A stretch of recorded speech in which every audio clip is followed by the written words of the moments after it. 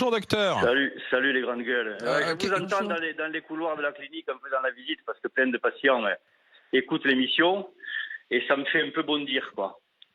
Ça me fait un peu bondir parce que faut siffler la fin de la récré, quoi. Il y en a assez. Ce qu'il faut choper, c'est pas les désinformés. Ce que j'appelle les désinformés, c'est les non-vaccinés qui se sont laissés gagner par des idées qu'on leur a mis dans la tronche, que les désinformateurs ont mis dans la tronche, et ces gens-là sont des criminels. Il faut le dire, il faut les choper, il faut les foutre en tôle.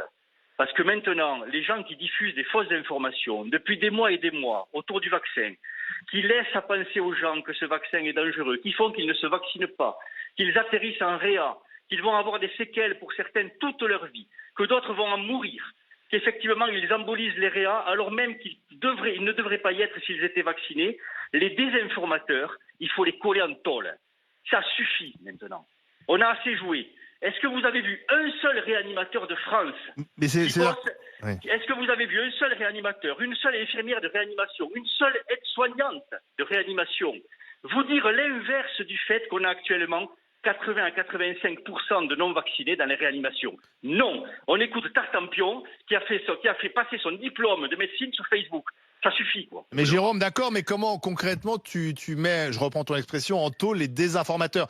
Prends un exemple, c'est quoi un désinformateur?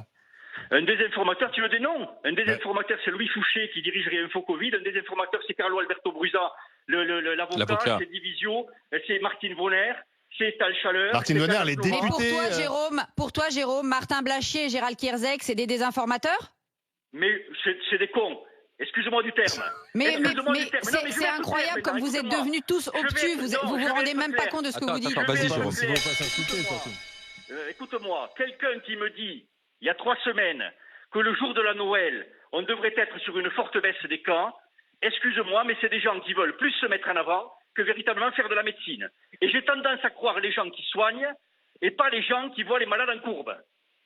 Oui, mais Jérôme, pardon. Gérald Kierzek, il est à l'hôpital. Hein. Jérôme, je suis pas sûr qu'en se traitant de cons entre vous, je suis pas sûr que, parce que j'ai entendu aussi, j'ai lu les tweets de Mathias Vargon très énervé contre Kierzek, le médecin consultant TF1 LCI. Faut dire qui sont ces gens. Mais pardon, attends, Jérôme, je suis pas sûr en vous traitant de cons et avec des anathèmes, vous allez convaincre les Français qui ne le sont pas encore. Excusez-moi, mais il faut entendre notre colère. D'abord, je te l'ai dit, je ne veux pas qu'on emmerde les non-vaccinés. Les non-vaccinés, ce sont des désinformés.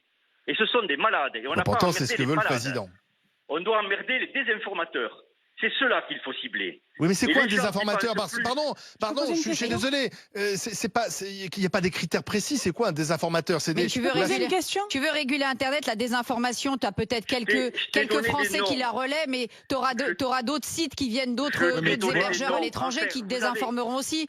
Dans le tir de la désinformation, tu en as sur tous les sujets. Vous avez des gens, et pas plus tard qu'il y a quelques minutes, qui vous disent qu'ils n'ont pas confiance dans le vaccin ARN et quand ils disent AstraZeneca, ils te disent que tu leur dis mais vous auriez dû faire AstraZeneca et AstraZeneca c'est celui qui a filé quelques thromboses. Il n'y a pas eu de gros problèmes avec le vaccin ARN, il n'y a aucune remontée sur la littérature internationale. On leur met dans la tête des mauvaises idées. Et moyennant quoi, ils ne se vaccinent pas, et en ne se vaccinant pas, ils ont une perte des chances qui peut les amener. Oui, mais Jérôme, pardon, mais Jérôme, j'ai vu les chiffres ce week-end, il y a 500 000 personnes de plus de 80 ans qui ne sont toujours pas vaccinées. Oui, je suis pas sûr que c'est plus de 80 ans. Ils sont sur Twitter. Ils sont pas sur Twitter. Ils regardent pas Divisio. Ils n'écoutent pas, toi. Non, je crois qu'on se trompe de cible. Je suis d'accord avec toi, et c'est pour ça que je dis qu'il faut emmerder les désinformateurs et pas les désinformer pour la frange de non-vaccinés qui ont été gagnés par ces idées. Voilà. Ensuite, sur les patients de plus de 80 ans, attention, vous avez une proportion de patients de plus de 80 ans qui n'a pas été atteint par la vaccination. Il faut travailler encore sur le aller vert. Et puis vous avez des gens qui peuvent être des patients dépendants, qui peuvent dépendre d'une personne de confiance qui, elle, peut avoir été gagnée par les idées en question et qui ne veut pas qu'on les vaccine. Ouais, d'accord.